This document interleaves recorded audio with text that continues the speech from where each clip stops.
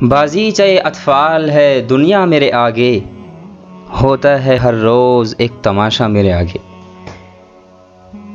السلام علیکم ورحمۃ اللہ وبرکاتہ۔ میں ہوں محمد ناظم علی میقاسمی۔ میرے یوٹیوب چینل میں آپ سبھی حضرات کا خیر مقدم ہے۔ آئی ہوپ کہ آپ سبھی حضرات اچھے ہوں گے۔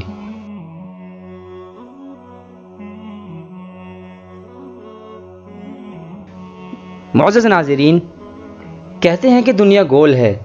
بچپن میں ہم نے یہی پڑھا یا سنا، اور اب تک بھی شاید یہ کچھ سنتے سناتے آئے ہیں، لیکن اس کی کیا حقیقت ہے، اس کے بارے میں اہل سائنس نے کیا کہا، اور دیگر با اثر بارسوخ لوگوں نے اس پر کیا مضامین لکھے، ان تمام باتوں سے قطع نظر میں آپ حضرات کے سامنے ایک تجربہ، ایک مشاہدہ شیئر کرنا چاہتا ہوں۔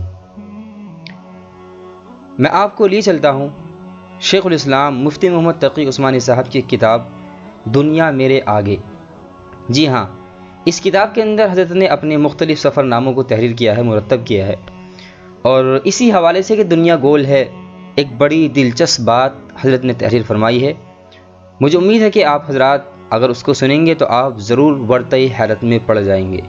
جی ہاں، حضرت لکھتے ہیں کہ مجھے یاد ہے کہ بچپن میں جب ہمیں یہ سمجھایا جاتا تھا کہ دنیا گول ہے، تو اس کے نتیجے کے طور پر یہ حقیقت بھی بیان کی جاتی تھی کہ اگر تم کسی بھی ایک سمت میں مسلسل 24,800 میل چلتے چلے جاؤ تو دوبارہ وہیں پہنچ جاؤ گے جہاں سے چلے تھے۔ اب بچپن میں یہ بات بڑی عجیب معلوم ہوتی تھی، مگر ساتھ ہی یہ احساس بھی ہوتا تھا کہ اس بات کی سچائی کا عملی امتحان تقریباً ناممکن ہے۔ بھلا یہ ہمارے بس میں کہا کہ ہم 24,800 میل چلتے چلے جائیں۔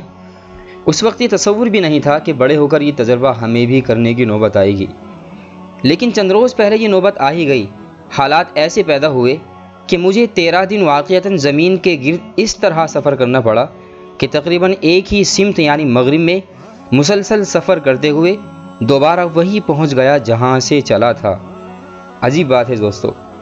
فرماتے ہیں کہ کراچی سے 1 جون کو مغرب کی سمت سفر شروع کیا، فرینکفرٹ سے ہوتا ہوا کینیڈا کے سب سے بڑے شہر ٹورنٹو پہنچا، وہاں سے پھر مغرب میں سفر کرتا ہوا منیا پولس کے راستے سان فرانسسکو اور پھر لاس اینجلس پہنچا، وہاں سے پھر مغرب میں سفر کرتے ہوئے جاپان کے دارالحکومت ٹوکیو، اور وہاں سے 12 جون کی رات کو دوبارہ کراچی پہنچ گیا، اور اس طرح کرۂ زمین کے گرد واقعی ایک دورہ مکمل ہو گیا۔ جی ہاں عزیزو، جغرافیائی اعتبار سے تو یہ سفر ایک دلچسپ اور منفرد تجربہ تھا۔ یقیناً آپ کو بھی یہ بات بڑی عجیب معلوم ہوگی۔ اور ذرا ابھی رکیے گا، ابھی ایک اور تجربہ اور آپ کو بتلانا چاہوں گا۔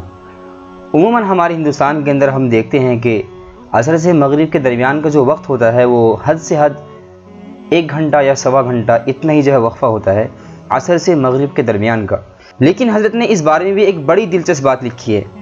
فرماتے ہیں کہ 1 جون کی صبح 8 بجے لفٹ ہنسا کے طیارے کے ذریعے روانہ ہوا، تھوڑی دیر کے لیے دبئی رکا، پھر 7 گھنٹے کی پرواز کے بعد جرمنی کے شہر فرینکفرٹ پہنچا۔ یہاں دوسرے جہاز کے انتظار میں تقریباً 3 گھنٹے ٹھہرنا ہوا۔ عصر کی نماز پڑھ کر وہاں سے لفٹ ہنسا ہی کے دوسرے جہاز میں شام 5 بجے ٹورنٹو کے لیے روانگی ہوئی۔ یہ 8 گھنٹے کی پرواز بحر اوقیانوس یعنی اٹلانٹک پر ہوئی۔ چونکہ جہاز سورج کے ساتھ ساتھ مغرب کی طرف محو سفر تھا، اس لیے پورے 8 گھنٹے تک عصر کا وقت چلتا رہا۔ 8 گھنٹے تک عصر کا وقت چلتا رہا، اور جب ٹورنٹو کے وقت کے مطابق 7 بجے شام ایئرپورٹ پر اترا تو ابھی مغرب میں تقریباً 2 گھنٹے باقی تھے، کیونکہ مغرب وہاں شام کو 9 بجے ہو رہی تھی۔ تو دوستو، آپ کو ہماری یہ معلومات کیسی لگی، اور حضرت شیخ مفتی تقی عثمانی دامت برکاتہم العالیہ کا یہ تجربہ آپ کو کیسا لگا، آپ کمنٹ باکس میں ضرور اطلاع فرمائیے گا۔